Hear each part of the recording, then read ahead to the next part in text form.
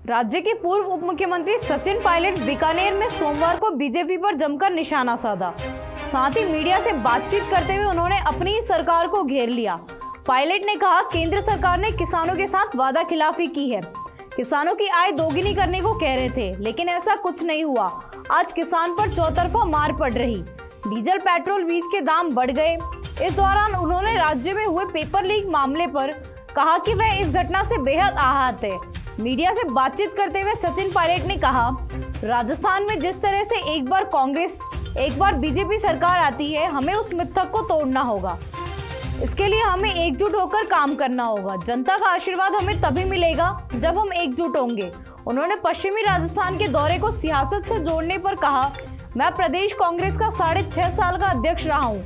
मैंने उस समय कांग्रेस की बागडोर संभाली जब कांग्रेस राजस्थान में 21 विधायकों की पार्टी रह गई थी। हमने कड़ी मेहनत की और जनता का आशीर्वाद मिला। इस दौरान पार्टी कार्यकर्ताओं का जुड़ाव रहा और बीकानेर संभाग भी इससे अछूता नहीं रहा।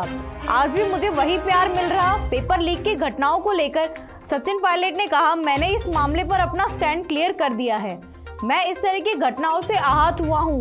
हमें इस मामले को समाप्त करने की ओर ले जाना पड़ेगा। उन्होंने कहा, खासतौर से नौजवानों के साथ जो हुआ है उसके लिए हमें इस पर काम करना होगा ताकि हम उनका विश्वास जीत सके, क्योंकि राजस्थान जैसे राज्य की इस तरह की घटनाएं स्वीकार करने के लायक नहीं है। देखता हूँ कि हमारे प्रदेश में कभी पेपर लीक हो गए, कभी परीक्षा कैंसिल हो गई, तो मन आहत होता है, मन में पीड़ा होती है कि लाखों लाख बच्चे और गांव में एक नौजवान अगर परीक्षा की तैयारी करता है, उसके माता पिता को, उसके परिवार को कितनी यातनाएं, कितनी पीड़ा, कितनी मुश्किलों का सामना करना पड़ता है। कहां से वो ट्यूशन के पैसे लाता है, किताबों के पैसे लाता है, दिन रात मेहनत करता है और विपरीत परिस्थितियों में पढ़ाई और परीक्षा की तैयारी करता है। जब ऐसा प्रकरण सामने आता है तो सच में मन बहुत आहत होता है। मैं उम्मीद करता हूं कि आने वाले समय में ये जो छोटी मोटी दलाली करते हैं, बजाय इनके जो सरगना है, जो उस प्रकार के काम को होने देते हैं, उनको पकड़ना चाहिए।